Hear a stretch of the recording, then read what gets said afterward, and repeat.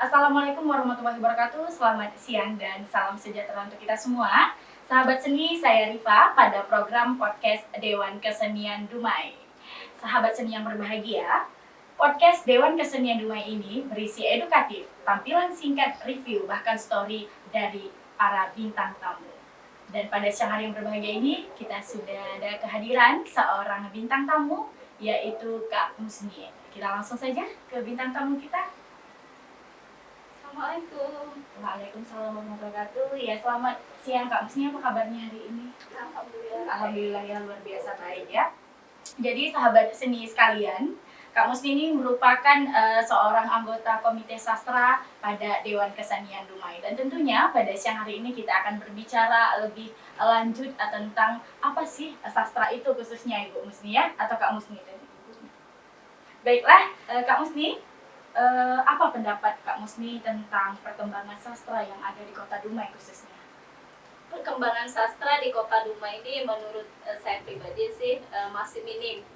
Karena terlihat masih banyak masyarakat khalayak Kota Dumai itu yang tidak mengenal sejarah-sejarah dongeng yang ada di Kota Dumai. Terutama untuk siswa-siswa didik dari tingkat TK sampai SMA, mereka lebih banyak mengenal itu hanya Putri Tujuh, merupakan cerita legenda yang ada di Kota Dumai. Sedangkan pada kenyataannya ada cerita yang ada di Pelintung, kemudian Bukit Jin. Anak-anak tidak mengerti, masyarakat juga tidak mengerti. Hal ini akibat dari karya-karya sastra yang ada di Kota Dumai ini belum terangkat, belum dikupas, belum dijadikan sebuah buku, sehingga masyarakat memahami dan mengerti apa saja yang ada di Kota Dumai, legendanya, dongengnya, sehingga menurut saya minat baca dan minat menulis itu yang harus diangkat, sehingga sastra-sastrawan yang ada di Kota Dumai ini bisa mengangkat karya-karya terutama cerita-cerita yang ada di Kota Dumai untuk menarik minat siswa maupun masyarakat mencintai cerita-cerita yang ada di Kota Dumai, sehingga sastra kita semakin diminati. Oke, makin diminati ya gitu Kak ya. Dan Kak Musni ini merupakan salah satu penulis buku dan beliau juga sangat menyukai cerita dan puisi. Nah ini, sudahkah Kak Musni menghasilkan sebuah buku Kak? Alhamdulillah sudah 3 buku ya. Oke, sebelum lebih jauh kita tahu buku apa saja yang sudah dihasilkan Kak Musni, kita boleh bertanya itu bagaimana upaya Kak Musni dulu untuk menghasilkan sebuah buku? Untuk menghasilkan sebuah buku, kiat kakak pertama membaca. Banyak membaca, memahami, karena membaca itu salah satu jendela dunia. Dari membaca kita bisa mengetahui hal-hal yang mungkin mulai dari kosakata, kemudian bagaimana bermain kata, kemudian bagaimana mencari alur cerita yang baik. Dari membaca baru kita lahirkan sebuah karya. Dengan membaca, efek dari membaca biasanya apa yang kita baca ending itu kurang enak, sehingga timbul rasa ingin menulis untuk menghasilkan alur cerita ending yang menurut pribadi seperti apa yang kita inginkan. Tuh, sehingga tidak ada kunci lain selain membaca. Oke, jadi kalau kita sudah membaca karya orang itu, jadi kita berimajinasi Kak ya, bagaimana kita mengulasnya. Oke, kalau boleh tahu judul buku apa Kak? Untuk yang perdana waktu itu saya tulis Duri Dalam Sekam. Oh, Duri Dalam Sekam. Ya, kemudian muncul antologi puisi Aksara Hari Guru Nasional. Pada saat itu ditulis bersamaan dengan bagaimana perayaan-perayaan Hari Guru Nasional memaknai dalam dunia pendidikan. Jadi ini Kak Musni, yang sangat menarik itu judul Duri Dalam Sekam.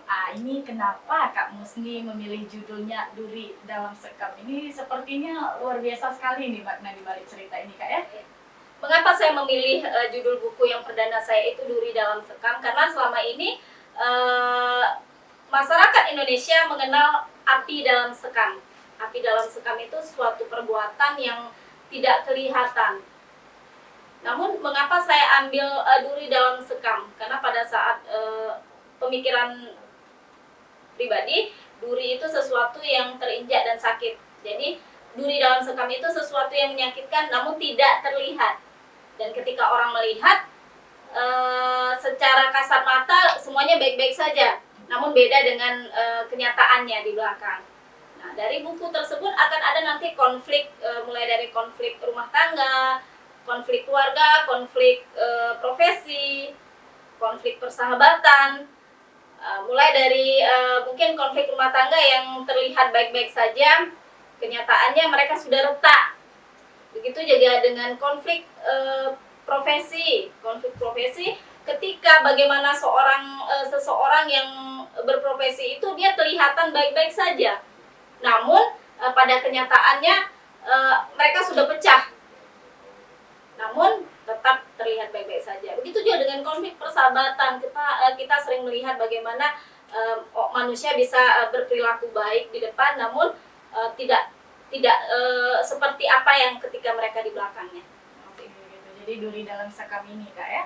Dan mungkin bisa langsung saja Kakak menjelaskan mengenai buku tersebut gitu. Ini dibawa ya Kak? Ini dia. Kebetulan ini dia bukunya, duri dalam sekam.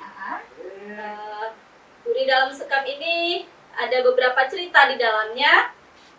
Saya mengulas cerita pendek itu ada sekitar 8 cerita, mulai dari cerita keluarga yang hancur tapi terlihat baik-baik saja, kemudian ada konflik percintaan yang awalnya baik-baik saja, ternyata di akhirnya ada rasa sakit yang tidak terlihat, kemudian ada bagaimana seorang guru mereka berjuang untuk menghasilkan prestasi kepada anaknya, namun tidak diapresiasi.